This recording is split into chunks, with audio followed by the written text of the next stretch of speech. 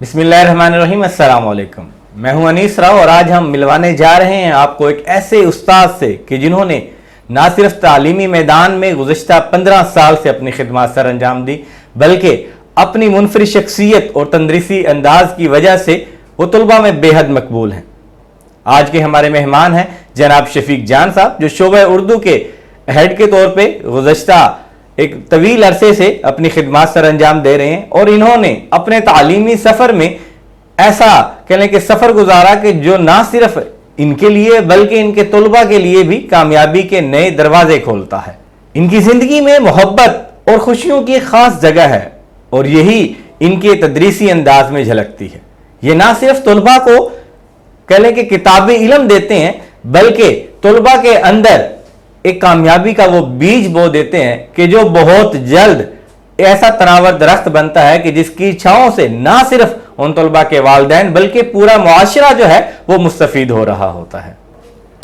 आज के इंटरव्यू में हम इनसे जानने की कोशिश करेंगे कि कैसे एक शख्स बेहतरीन उस्ताद बनता है, कैसे एक तालिब इल्म जो है वो बेहतरीन नताइज हासिल करता है और कैसे एक नॉर्मल तालिब इल्म अपनी कह लें कि तालीमी कारकर्दगी को बेहतर बना सकता है और कैसे एक बेहतरीन तालिब इल्म सफ़े अव्वल में शामिल होकर पोजीशन का जो कह लें कि ख्वाब होता है उसे हासिल कर सकता है।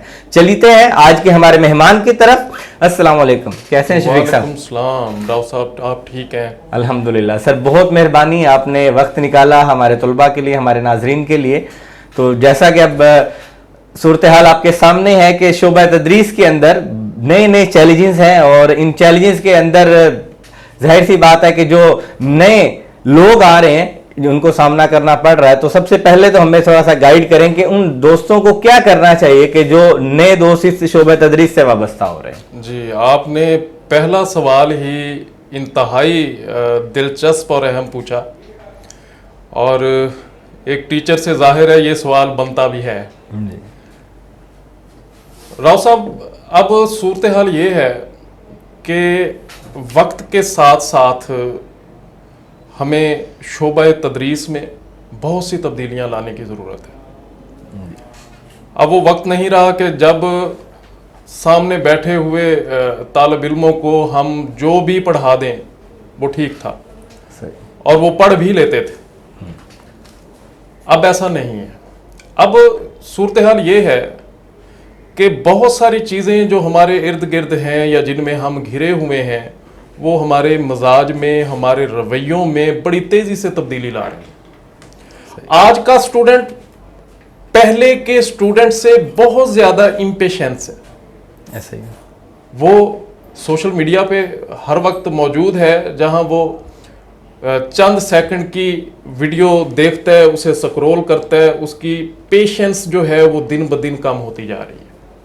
अब 40 मिनट एक टीचर ने क्लास में गुजारने हैं उस तालिब इल्म के सामने जो सोशल मीडिया की वजह से अपने रवैये में, अपनी तबीयत में एक बहुत बड़ी तब्दीली ला चुका है।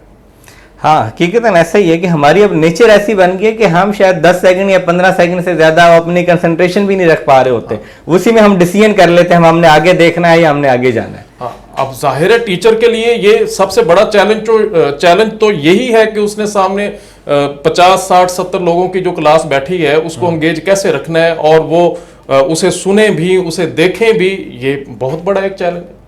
अब पुराने तरीकों पे अगर एक टीचर चलता है तो वो उस क्लास को इतनी देर तक एंगेज नहीं कर पाएगा, वो सामने वाले बोर होंगे। अब ये मजाज और तबीयत और रवैयों की ये जो तब्दीली है, मैं एक मिसाल भी दूंगा इस पे। जी जी।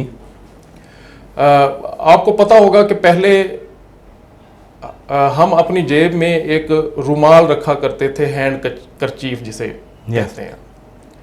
उसे मोस्टली लोग ये सामने वाले पॉकेट में रखते थे। उसे बड़े प्यार से इस्त्री करके, तह करके, खुशबू लगा के उसे यहाँ जेब में रखा जाता था। जब ज़रूरत पड़ी उसे निकाला, इस्तेमाल किया, फिर उसे तय किया उसी तरह और फिर यहाँ रख लिया। अब चंद साल पहले 2000 के बाद या उससे 2-4 साल पहले टिश्यू पेपर आ गया। वो रुमाल जो हमारे कभी कल्चर का हिस्सा थे, हमारी सकाफत का हिस्सा थे, बड़े खूबसूरत हुआ करते थे। कुछ तो ऐसे रुमाल भी थे जिन पे दिल बने हुए, तीर बने हुए, शेर लिखे हुए, और अब वो किस्सा पारीना बन गए, टिश्यू पेपर आ गए। अब आप जरा गौर से समझिएगा इस बात को। वो रुमाल जो कभी हम इस्तेमाल किया करते थे, हमें ये एक बात सिखा रहे थे कि जिससे काम लो, जिसका एहसान लो, उसका फिर शुक्रिया भी अदा करो और उसे दिल से भी लगा के रखो। वाह। अब टिश्यू पेपर हमें क्या सिखा रहा है? वो कहते हैं शबीर, कोई देखे ना देखे तो शबीर तो देखेगा। ऐसा ही। कोई सीखे या ना सीखे, ये चीजें हमें सिखा रही हैं। टिश्यू पेपर भी हमें सिखा रहा है कि इस्तेमाल करो और फेंक दो। हम इस्तेमाल कर रहे हैं और फेंक रहे हैं। ये सारी चीजें जो हमारे इर्द गिर्द हो रही हैं हमें सिखा रही हैं। स्टूडेंट भी सीख रहे हैं इर्द गिर्द से कि 2-2.5 मिनट से ज्यादा जो है ये सुना ही नहीं जा सकता। अब आपके लिए ये बहुत बड़ा चैलेंज है कि आपने 35-40 मिनट उसे पूरी डिवोशन के साथ अपनी तरफ अट्रैक्ट करके रखना है। तो इसमें क्या करना चाहिए आज के हमारे टीचर को कि वो इस चीज़ को ना कह लें कि ओवरकम कर सके या उनकी अट्रैक्शन को हटाए रख सके? सबसे पहले तो अपने सब्जेक्ट पे उसे पूरी कमांड होनी चाहिए। सही। जो टॉपिक वो क्लास में लेके आ रहा है, जो उसने आज पढ़ाना है जी, पहले तो उसे खुद जो है 100% उस पर खुद क्लियर होना चाहिए। ठीक। मेरा शोबा उर्दू। जी। अब हमारे सिलेबस में भी बहुत सी चीज़ें ऐसी हैं कि एक टीचर के भी उस पर कंसेप्ट क्लियर नहीं है। अच्छा। मैं मिसाल दूंगा। हमारी एक नज़्म है सुराग राहरो, उसमें जितनी भी हेल्पिंग बुक्स हैं, गाइड्स हैं, वो किसी और तरह बात कर रहे हैं और वैसी वो नज़्म है नहीं। अब टीचर को भी अगर पता नहीं है, क्लास में वो खुद क्लियर नहीं है, कंफ्यूज्ड है, तो क्लास में क्या वो जाके करेगा? जो भी टॉपिक वो पढ़ा रहा है, सबसे पहले 100% उसे खुद श्योर होना चाहिए कि ये टॉपिक है क्या, पूरी तैयारी के साथ। फिर बच्चा सवाल करता है। अब बच्चे ने जाहिर है सवाल करना है और उसका सवाल बनता भी है, उसे करना चाहिए। अगर टीचर किसी बच्चे को सवाल करने पर नहीं उकसाता तो मैं समझता हूं कि उसे टीचिंग नहीं करनी चाहिए, टीचिंग छोड़ देनी चाहिए। सही। हमारे यहाँ वजह सिर्फ वही कि खुद वो लेक्चर तैयार नहीं है, टॉपिक तैयार नहीं है। बच्चा अगर सवाल कर रहा है तो उसे कहता है बैठ जा। हम अपना अगर दौर याद करें, शायद 7वीं-8वीं की क्लास थी या उससे भी पहले, हमारा एक उस्ताद था, वो मुगलिया ख़ानदान का बड़ा फ़ैन था, ख़ुद भी मुग़ल था। सही। अक्सर हमें अकबर बादशाह के किस्से सुनाता या और मुग़ल बादशाहों के, जहांगीर के किस्से सुनाता, वो टोपियाँ सी कर गुजारा करता, इस तरह की बातें ना। शुरू से चूँकि मुताले का शौक़ था, कहीं से एक बुक हाथ आ गई। एक दिन वो कोई बात बता रहे थे हमें, मैंने उठ के कह दिया कि सर ऐसे नहीं, ये ऐसे है। बुरी तरह उन्होंने डांटा मुझे। मतलब अब वो गाली याद नहीं है जो उन्होंने दी थी, वो गाली दी और कहा कि बैठ जाओ। मैं उस दिन से बैठा, आप यकीन करें कई साल बैठा रहा। सही। अब मैं स्टूडेंट्स को इनकरेज करता हूं कि यार सवाल करो, जैसे मुझे बिठा दिया गया था। अगर इनमें से भी कोई ऐसे ही आज बिठा दिया गया तो ये उसके साथ एक बहुत बड़ी ज्यादती होगी। तो एक स्टूडेंट को तहम्मुल के साथ तालिब इल्म की बात भी सुननी चाहिए और उसके सवाल का जवाब भी उसे देना चाहिए और फिर गलत जवाब नहीं देना।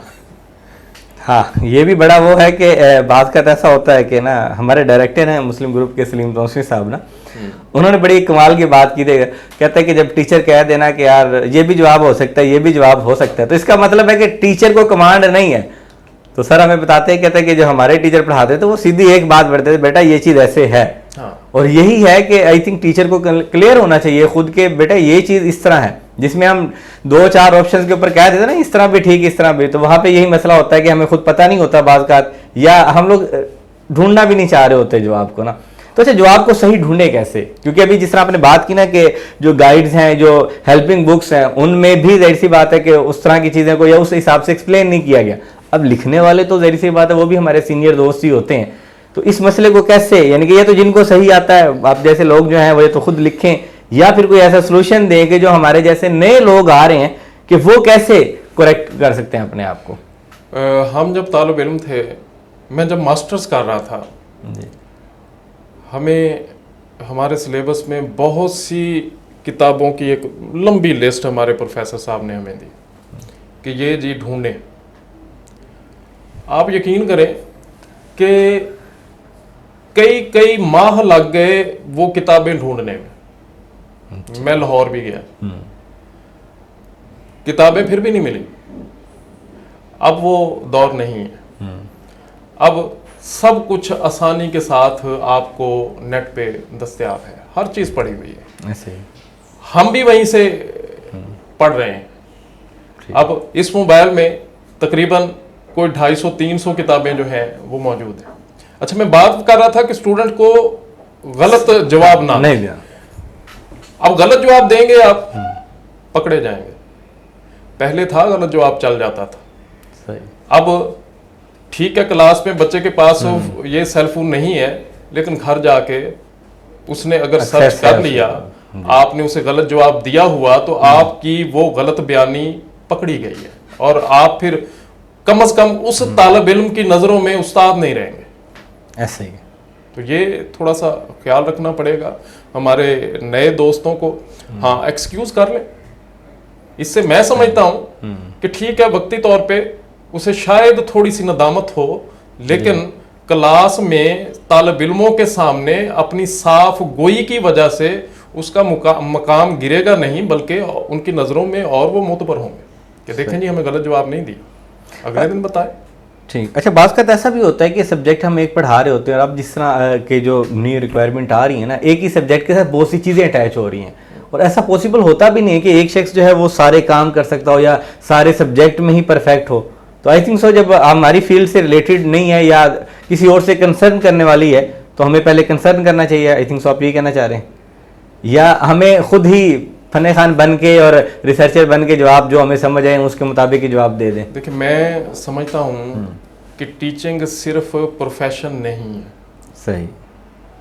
जो इसे सिर्फ प्रोफेशन समझते हैं वो गलत कर रहे हैं, ठीक, अपने साथ भी और जिनके लिए वो टीचिंग कर रहे हैं, जिनको वो पढ़ा रहे हैं, उनके साथ भी। टीचिंग एक जिम्मेदारी का नाम है, और ये जो जिम्मेदारी लफ्ज़ है जी, आप अगर इसे समझें तो ये एक बहुत बड़ा लफ्ज़ है। अगर आप इसके पीछे जाएं कि टीचर सिर्फ प्रोफेशन नहीं है, एक जिम्मेदारी का नाम है, तो आप जो पढ़ा रहे हैं, आपकी ये जिम्मेदारी है, न सिर्फ आपने वो टॉपिक या वो सब्जेक्ट पढ़ाना ही पढ़ाना है, बल्कि उसके रिलेटेड जो कुछ भी है वो भी आपको पढ़ना चाहिए, आपको तैयार होना चाहिए। सही। टीचर को साहिब मुताला ज़रूर होना चाहिए, चाहे वो किसी भी सब्जेक्ट का है, साइंसेस पढ़ा रहा है। असल में कंसेप्ट ये है कि ठीक है, जो उर्दू पढ़ा रहे हैं, अंग्रेज़ी पढ़ा रहे हैं, लिटरेचर ज़ाहिर है उनका सब्जेक्ट है, वो किताबें पढ़ें जी। हम सिलेबस के अलावा हमें किताबें क्या फ़ायदा देंगी?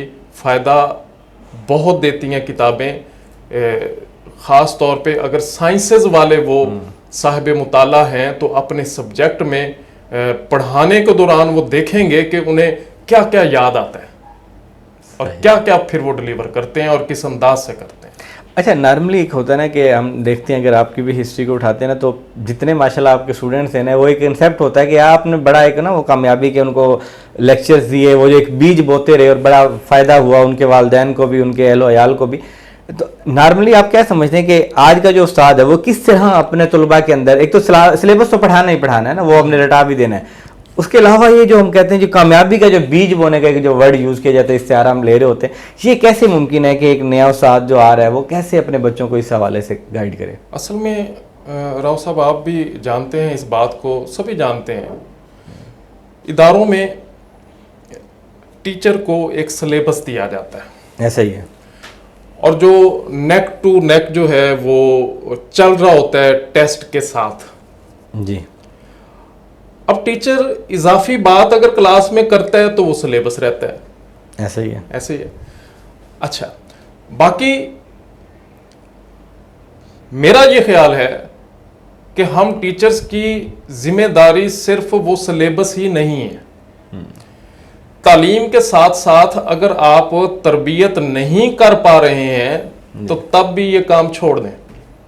मैं जब इस प्रोफेशन में आया, मैंने जब ये जिम्मेदारी उठाई, जी, तकरीबन 1.5 से 2 साल, एक दिन जुमे वाले फ्राइडे को मैं सिर्फ लेक्चर दिया करता था, और टॉपिक एक था कामयाबी। सही। अच्छा, मैंने देखा कि कुछ अर्सा बाद टीचर्स भी मेरे उस लेक्चर में, जिनका लेक्चर फ्री होता था, आके बैठने लगे। बड़ा अच्छा लगता, स्टूडेंट्स भी इम्प्रेस होते और हुए भी, लेकिन मैं एक चीज़ की फिर भी कमी महसूस करता रहा। वो कमी क्या थी? मेरी असल में ख्वाहिश तो ये थी कि इन बच्चों में खुद एतमादी एक पैदा हो, जी, कॉन्फिडेंस आए। ऐसे ही। अब जाहिर है वो अगर खुद उठ के बोलेंगे, वो कॉन्फिडेंस या वो खुद एतमादी तभी उनमें से आ सकती थी। अब वो पैटर्न मैंने चेंज किया। अब ये है कि एक दिन मखसूस कर दिया गया है जिस दिन मैं सुनूंगा और बच्चे बोलेंगे, और बच्चे बोलते हैं। शुरू में झिझकते हैं। अभी नई क्लास हमारी जो आई बैठी है, स्टार्ट में जब आए थे उन्हें मैंने मतलब बोलने का कहा, हिचकचाते थे। अब सूरत हाल ये हो गई है कि हफ्ता हफ्ता पहले जो है वो नाम लिखवाते हैं, सर नेक्स्ट फ्राइडे को मैंने टॉपिक जो है यहाँ आपको डिस्क्राइब करना, हाँ, प्रेजेंटेशन देनी। तो जाहिर है अगर बच्चा जो है इस लेवल पे, इस कॉन्फिडेंस के साथ आपको प्रेजेंटेशन दे रहा है किसी भी टॉपिक पे, तो ये एक बहुत बड़ी कामयाबी है। और मुझे बड़ी खुशी होती है बच्चों को देख के, जो यकीन करें कुछ बच्चे ऐसे भी बैठे हैं जो हम असातिज़ा से ज़्यादा अच्छे तरीके से उस टॉपिक को डिस्क्राइब कर रहे होते हैं। ग्रेट। अच्छा सर, ये तो माशाल्लाह हो गया कि आप जिस तरह बता रहे हैं स्टूडेंट्स को आप लोग गाइड कर रहे होते हैं, अब उनका कॉन्फिडेंस भी डेवलप हो गया। अच्छा, सब्जेक्ट जो उर्दू है ना, अब हमारी कौमी ज़ुबान, हम घर में बोलते हैं, बाहर गली मोहल्लों में आलमोस्ट ये चल रही होती है, तो इसके साथ ना उस तरह की दिलचस्पी हमारी नहीं बनती, यार ठीक है कर लेंगे।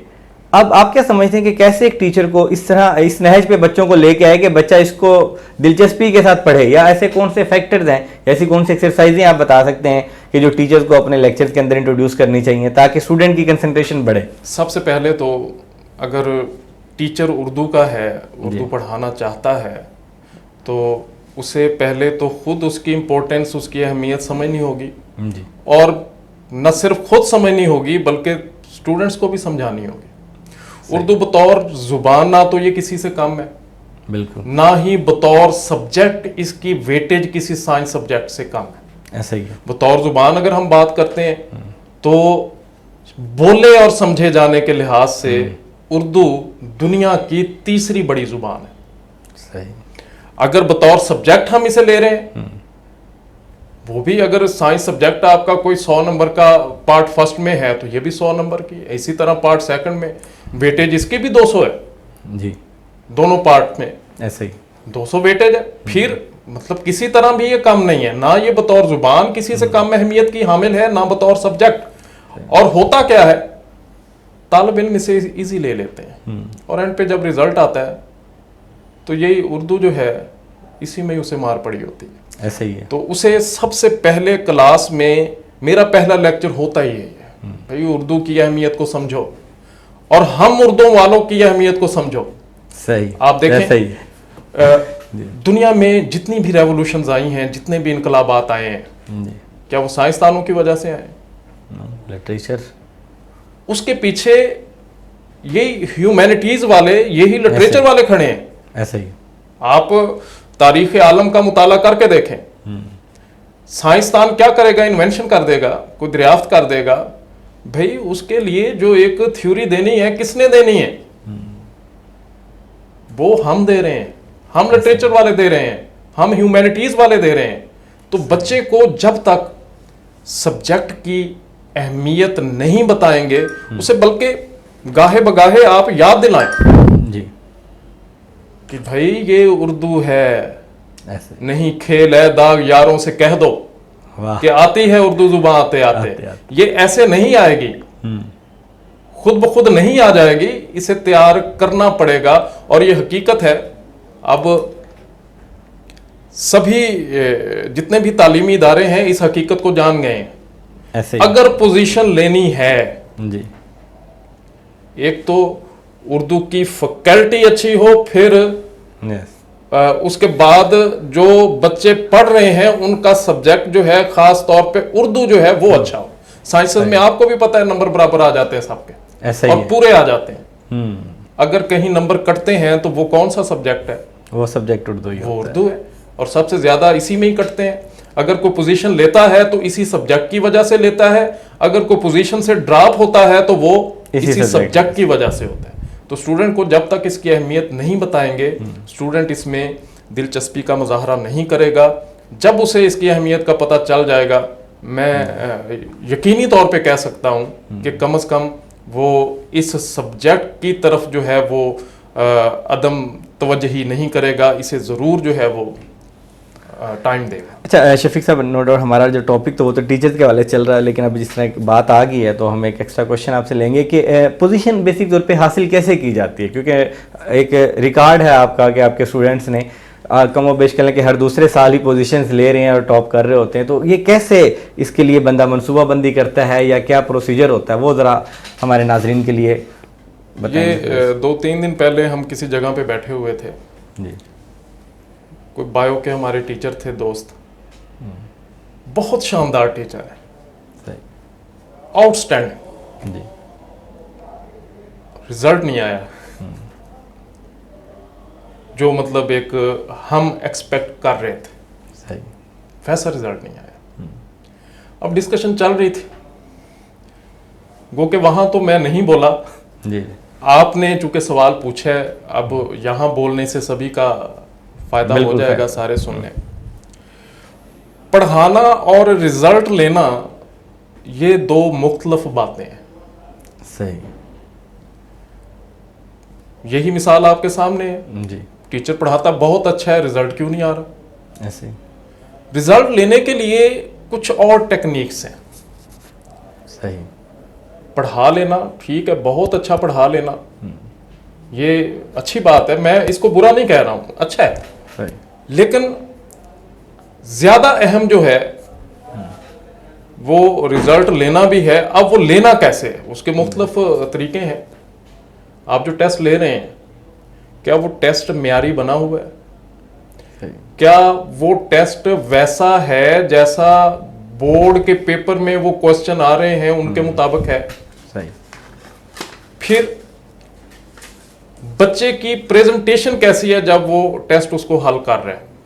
सही ये भी बहुत अहम बात है कि बच्चा आके घर जब कहता है मेरा पेपर बड़ा अच्छा हो गया है, सारे सवाल ठीक किए हैं, और जब नंबर आते हैं वो पूरे नहीं आते।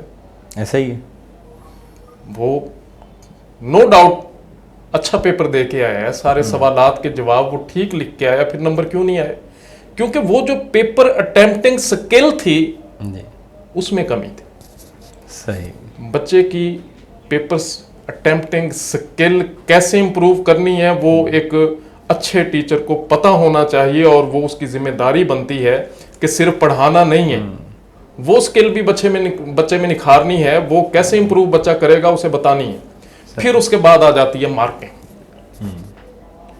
अब मार्किंग का टीचर जो है वो बहुत बड़ा एक खुद पे बर्डन समझता है, ऐसा ही है।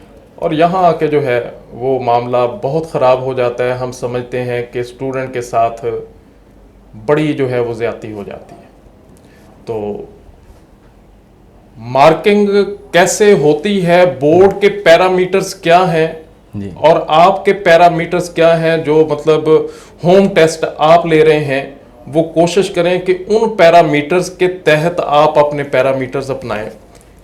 किन गलतियों पे नंबर कटते हैं, सही, कौन सी चीज़ें ऐसी हैं जो मतलब की वर्ड्स हैं, की पॉइंट्स हैं जिनके नंबर वाकई ही में मिलने हैं, उनको कैसे बच्चे को जो है वो तैयार करवाना है। ये सारी बातें जब तक आप नहीं करेंगे आपका बच्चा नंबर नहीं ले पाएगा। जी। नो डाउट सवालात बहुत ज़्यादा हैं और बहुत सी अभी भी ऐसी चीज़ें हैं कि ना सिर्फ अभी तो हमारा जो पहला मरला था टीचिंग के हवाले से कि उसमें भी जानने के लिए बहुत कुछ था। आज जो हमने सीखा कि कैसे एक शख्स जो है वो एक अच्छा टीचर बन सकता है, कैसे अपनी जिम्मेदारियों को अदा कर सकता है। शफीक जान साहब ने बड़े आसान अंदाज में ना सिर्फ ये कि एक टीचर का जो रोल मॉडल होना चाहिए या एक टीचर का जो करैक्टर होना चाहिए उसको डिस्क्राइब किया, उसके साथ साथ इन्होंने हमें गाइड किया कि कैसे हम पोजीशन की दौड़ में शामिल हो सकते हैं और सबसे दिलचस्प कि कैसे हम तीसरे उस्ताद के अंदर मीन के सोशल मीडिया या एआई के अंदर अपना कंट्रीब्यूट कर सकते हैं, क्योंकि ये एक ऐसी हकीकत है कि इससे डिनाई नहीं किया जा सकता। स्टूडेंट जो है आज का वो इन चीज़ों से सीखता ज़रूर है। इंशाअल्लाह ताला बहुत जल्द नए सेशन में मिलते हैं, तब तक के लिए इजाज़त दीजिएगा। अस्सलाम वालेकुम।